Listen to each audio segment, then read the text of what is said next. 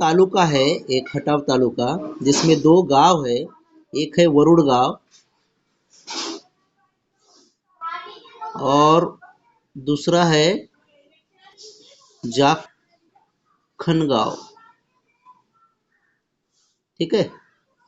अब इन दोनों गांव में पॉन्ड्स बनाने का सोचा था, 200 पॉन्ड्स बनाने के थे, जिसमें से 300 मतलब इस वरुड़ गांव में 200 पॉन्ड्स बनाने के थे और जाखन गांव में 300 पॉन्ड्स बनाने थे, जिसमें से वरुड़ गांव में 200 में से सिर्फ 120 पॉन्ड्स बनाए गए और वरुड़ गांव में 300 में से सिर्फ 165 पॉन्ड्स बनाए।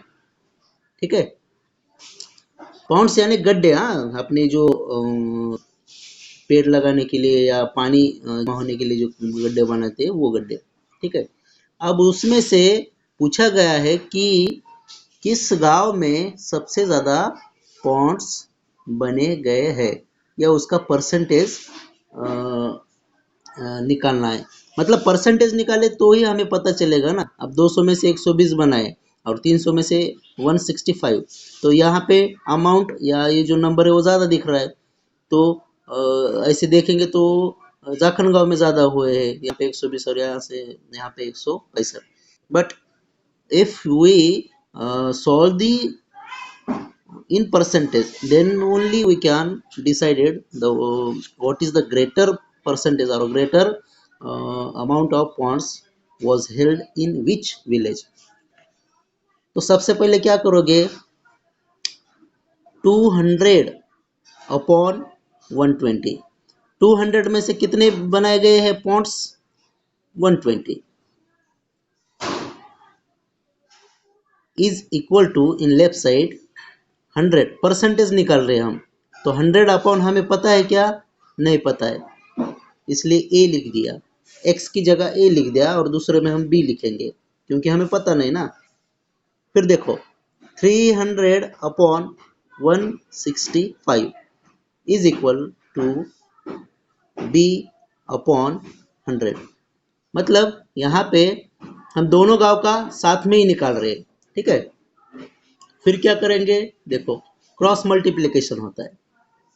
क्या करोगे, ये देखो 120 अपॉन 200 इंटू, ये यहाँ पे डिवाइड था तो इधर आने के बाद 100 हो गया।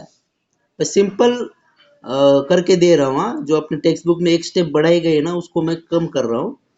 ठीक उसी तरह यहाँ पे भी वही करोगे, 165 अपॉन 300 इंटू 100, सिंपल तरीके से। फिर उसके बाद देखो ये 0 गया, ये भी 0 गया, ये 0 गया, ये भी 0 गया। अभी क्या बचा है, ओनली 2, 2 6 12, 0 0। कितना आया आंसर, 60%। ठीक है। फिर उधर भी वैसे करो, ये दोनों 0 गए, ये दोनों 0 गए। अब इसका करो, 3 5 15, बचा 1 यहाँ पे। फिर 3 5 15, यहाँ पे कितना आ गया, 55%।